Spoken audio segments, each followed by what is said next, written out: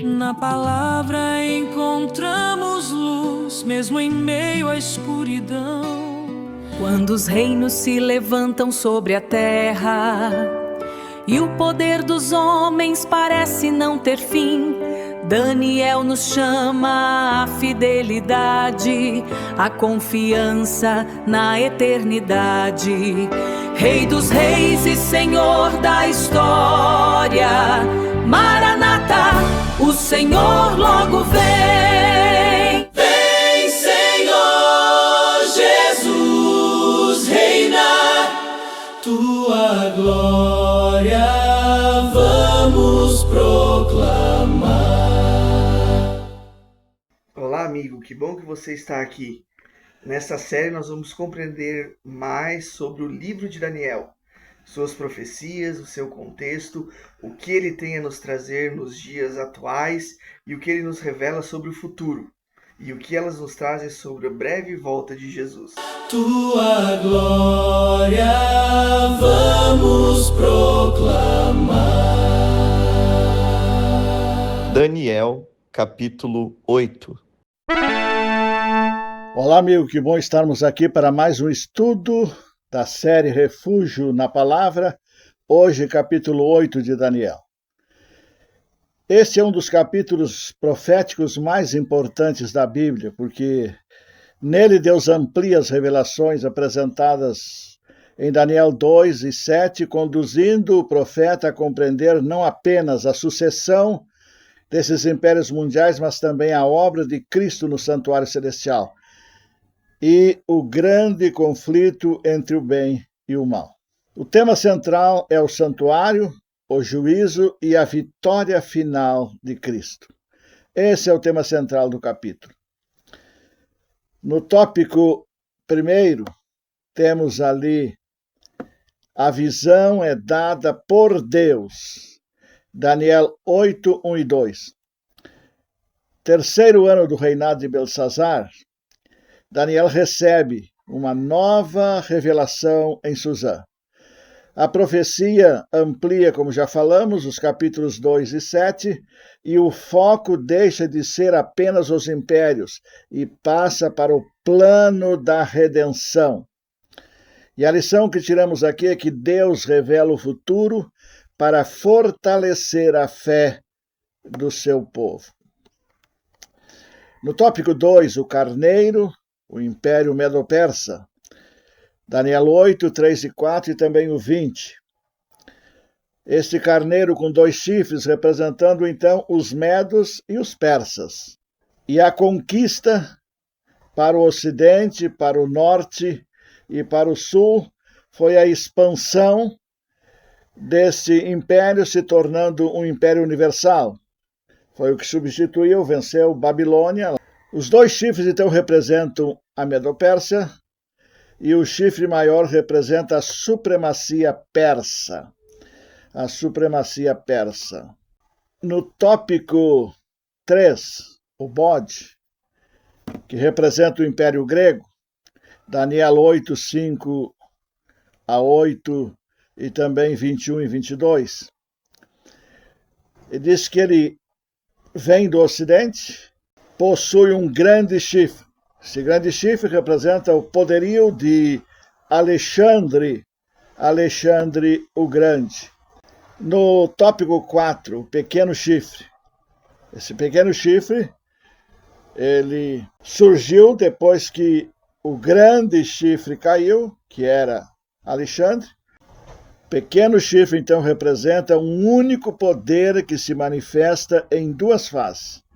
Primeira fase é a Roma pagã, a expansão militar, o domínio político, e em seguida a Roma papal, poder religioso, que mistura a verdade com as tradições humanas e faz uma terrível perseguição que ninguém pode esconder aos fiéis.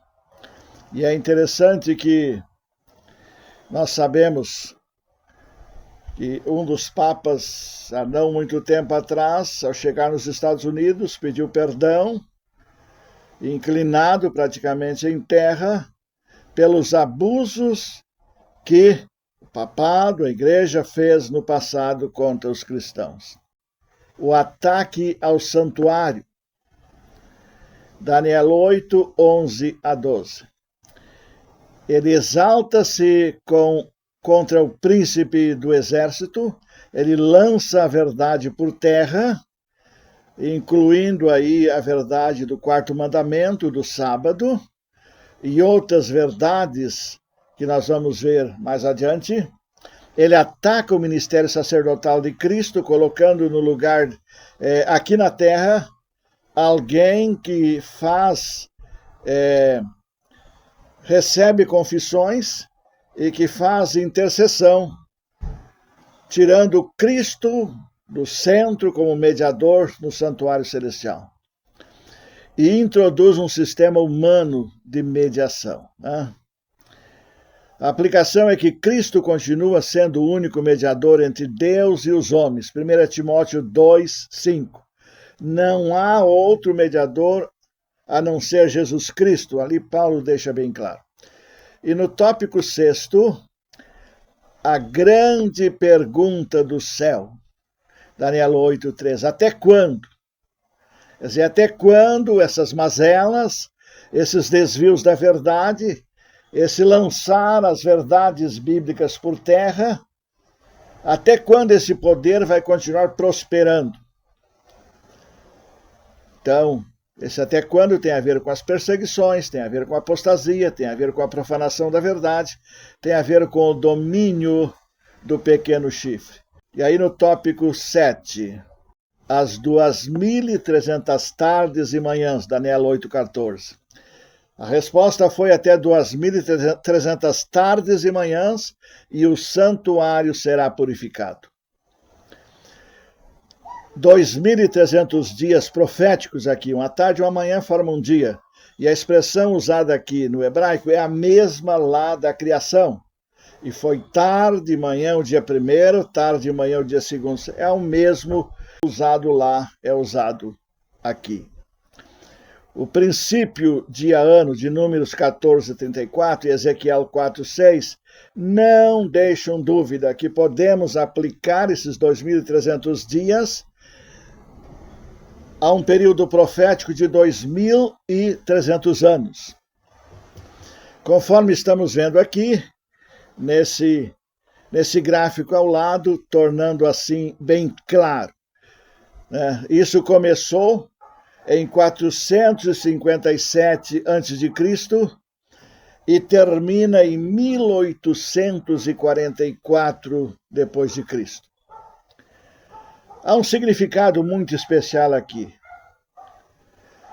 Diz que o santuário seria purificado, mas não é a purificação do santuário na terra. Por quê? Porque o santuário terrestre não existia mais. No ano 70, esse santuário foi completamente destruído pelos romanos e agora a purificação aponta para o santuário celestial. Tem sujeira no santuário celestial que precisa ser purificado, assim como era purificado o santuário terrestre? Sim. E eu vou explicar agora. Cada pecado dos filhos de Deus está registrado em livros. E no momento em que passar o nome em juízo, esses pecados são apagados dos livros de ações que estão registrados ali, ficando apenas o nome da pessoa no livro da vida. Isso significa que a remoção daqueles registros de pecados desaparece e há esta purificação, ficando apenas o nome no livro da vida. Início do juízo investigativo, a profecia aponta, e a última fase do ministério sacerdotal de Cristo. Que maravilha! E no tópico 8, Gabriel explica a visão, versos 15 até o 26. O carneiro, então, o Gabriel deixa claro, o anjo Gabriel, que é a Média e a Pérsia. O bode, ele deixa claro que é a Grécia, para ninguém ter dúvida. O grande chifre, ele diz que é Alexandre. Os 4 chifres representam 4 reinos, os generais, né? Seleuco, Lisímaco, Ptolomeu e Cassandro. Estes 4 generais. E o pequeno chifre é o poder perseguidor que já falamos anteriormente. E a visão se refere aos tempos do fim, Daniel 8:17. E o 9º tópico, o destino do pequeno chifre, Daniel 8:25. Enquanto muitos foram enganados por esse poder, e ele prosperou por algum tempo, levanta-se então contra Cristo, achando que poderia prevalecer, mas será destruído sem intervenção humana, sem nenhuma intervenção humana. E isso prepara o cenário para Daniel 9, quando o anjo Gabriel retorna para explicar a parte da profecia relacionada às 2.300 tardes e manhãs que nós vamos ver no próximo capítulo. Querido, que Deus te abençoe ricamente, abençoe sua casa, sua família, abençoe sua mesa para que nada falte ali. Vamos orar? Grande e poderoso Pai, muito obrigado porque estamos aqui em meio à natureza, gravando mais este vídeo, preparando da série Refúgio na Palavra, para que muitos tenham oportunidade de receber, de ouvir, de ver e entender. Solicitamos, nesse momento, a ajuda do Espírito Santo, para que todos que assistirem esse vídeo tenham uma clareza de compreensão, não porque o humano é alguma coisa, mas pela graça e misericórdia divina, pelos méritos adquiridos por Cristo na cruz do Calvário, que nós oramos agradecidos. Em nome de Jesus. Amém. Daniel, um líder sábio, de espírito excelente, por inveja o acusaram, mesmo ele inocente. Deus viu quando o jogaram na cova dos leões e protegeu seu servo como já fez a milhões. Achei refúgio na palavra, nos profetas inspiração, ao ver no Deus de Daniel, o soberano da criação.